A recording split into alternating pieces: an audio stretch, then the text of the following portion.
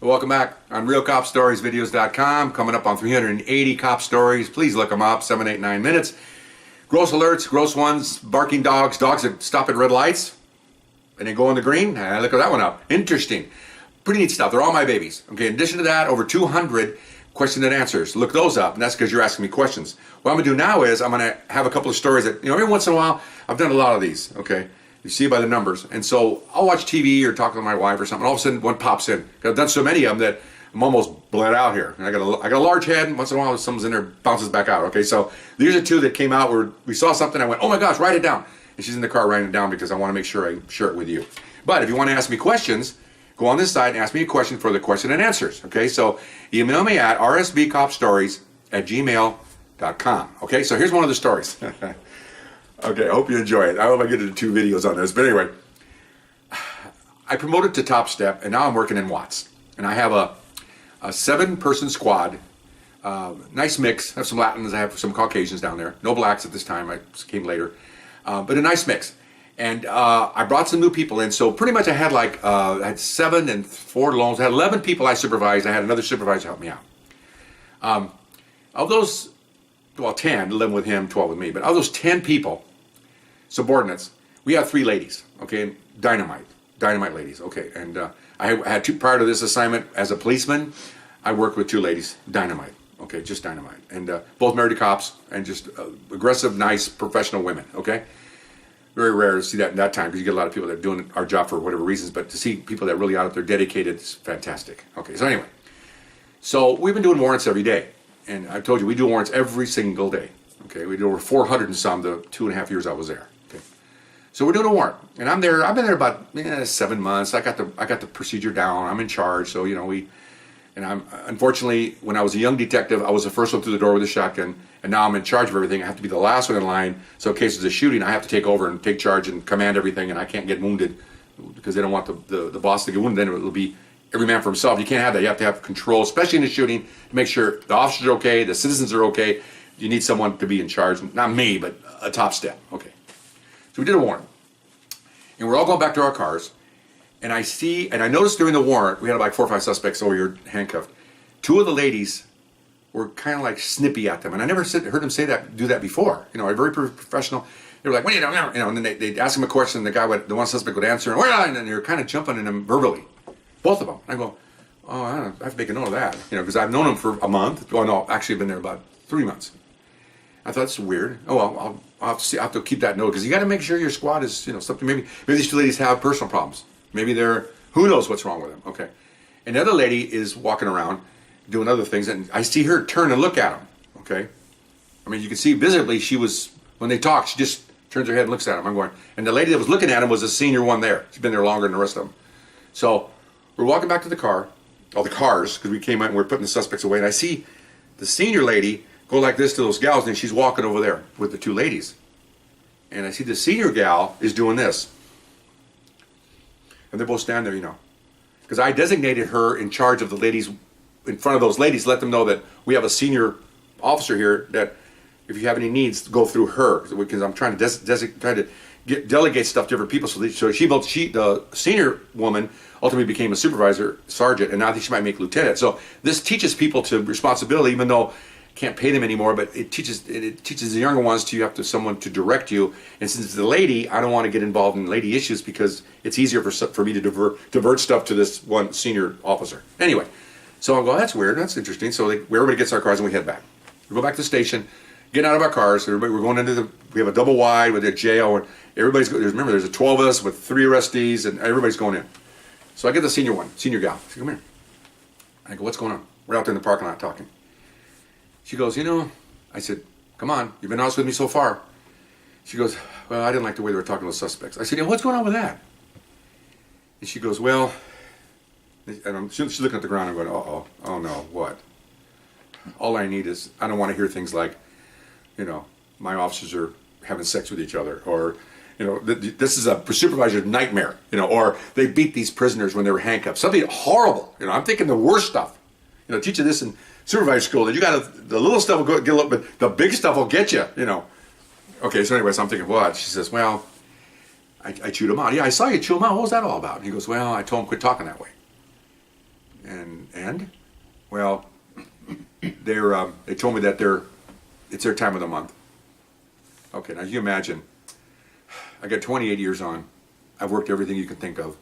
I've had, wife and 2 daughters, surrounded by women police officers. I've never heard this before. Okay, now,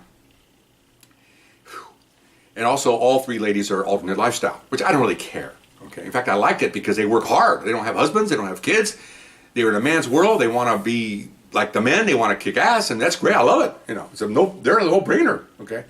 So I'm like, oh, well, that's kind of more information I need to know. And she goes, well, I want you to know that because I'm kind of at that time too. We're all synchronized. I never heard that word before. And I look at her like she knew it was a strange term, right? I go, oh, okay, because I heard about this. I read about this about women in office environments and cubicles together, and they all wind up synchronizing their monthly problem. I don't call it a problem. I don't want to be sexist. Their monthly occurrence. That's a better word. Okay. So I kind of figured that out right immediately. I go, oh, okay.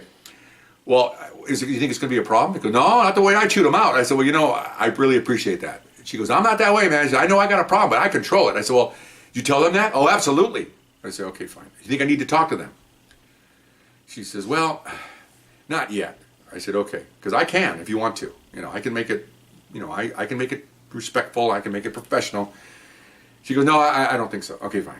So we go in the office and we're doing stuff, and then and they're doing everything's fine.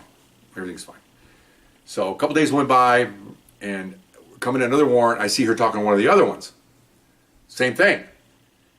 And so I come in, I go, did you talk to her? Goes, no. I said, I told her that if it happens again, I hope it's okay to say this. So we're gonna have an audience with you, and you might be leaving. Well, that shook them up because right now they're working plain clothes, undercover. They're having a blast. They're doing search warrants. They don't have to answer the radio, pick up drunks, stop drunk drivers. They're doing narco stuff, which is fun. They have long hair. Well, they're women, but you get to let your hair down, so to speak. You can relax. You get with one partner. We're not all sergeants. We're detectives, supervisors, so we don't take a lot of stuff too serious. Professionally, we do, but we don't sit there and browbeat them like patrol sergeants would do. And so, okay, and people love being there. I heard it was a hot ticket to come into this unit. 400 guys wanted to come in here because it's so nice. Okay. So anyway, so after about a couple of these days, and she told me, and then of course after that they were fine. Well, I know they're fine because after 3 or 4 days, it goes away. Okay. Now I'm just trying to tell you I'm being factual here. I told my daughter, it's not racial or sexist. This is factual. They calmed down and it went away. Well, that's what it's supposed to do. That's what it does, right? Okay, fine. All you ladies out there. Okay. So anyway, one day I have a really crusty old Army guy that's my assistant supervisor, and we're sitting there and we got along really well. And God rest his soul, he passed away last year. And so everybody's gone, and we always stayed a little bit afterwards to make sure all the paperwork was done and make sure we're okay, because we come early, we leave late, because that's our job. So I asked him, would you mind doing that? Exactly, that's what we're doing. Proud to do it. So I'm sitting there, he goes, I'm like this, and he's sitting right over here, and he goes, you're in deep thought. What are you thinking about? I said, let me ask you a question. He goes, uh-oh, because he knows I've done something before where I say, let me ask you a question, and he knows it's not a good thing. I go, if I had it my way, I would have an entire squad of lesbian women. And I'm not joking. This is not a joke to you. This is kind of like an ironic twist to something. Okay, I'll tell you in a minute. He goes, what? I said, well, let me tell you, man. I said, look, I told you before, they have no kids. They don't have any boyfriends. There's no testosterone to be mangling with. They're hardworking.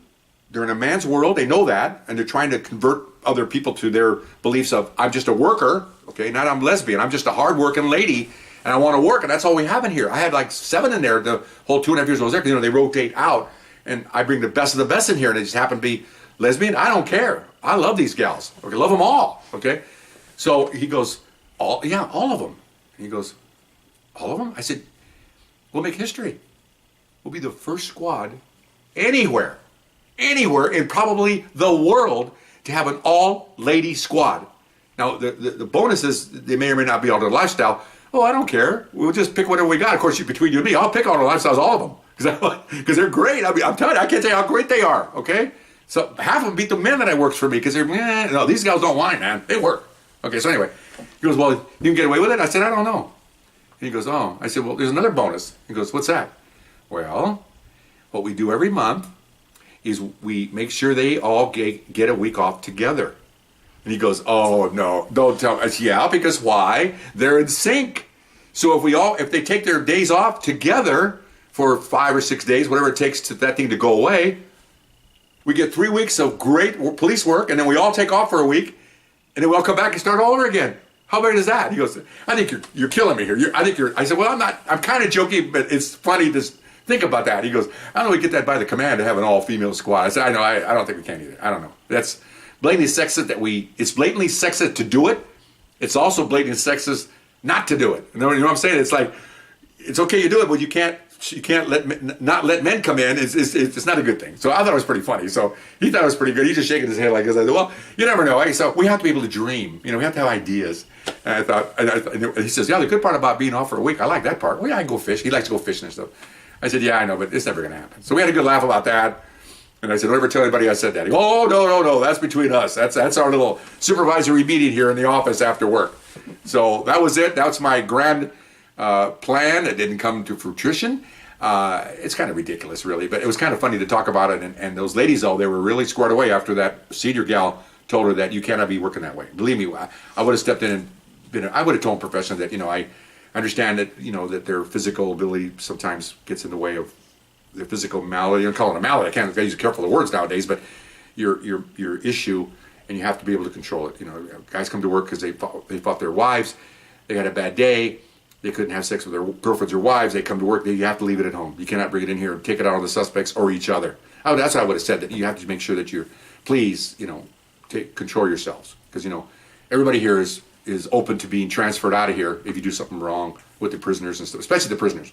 They're the last people to suffer the last person you should put your wrath on is A, the general public, because they pay our salaries, and B, the suspects, because they're in our care. Sounds cold. You got gang members and gunslingers or gun murders and stuff, but they're actually in our care. Once we cuff them and take them, they're your responsibility. We have to take care of them. We can't let them get hurt. We can't let anybody shoot them or anything. Can't let anybody hurt them, beat them, or anything. That's the way it is. That's the way it should be. Okay. But I didn't have to do that lecture because apparently that lady took care of it for me. Sharp gal, really sharp gal. She loved being there. She was tremendous. Okay. I used to use her as a benchmark for other ladies that come in as to her work ethic because she was really good at what she did. And one lady came in a year after her. I used to use the other girl as an example, and pretty soon the new girl I brought in exceeded this last one. I didn't think it could be any better than that.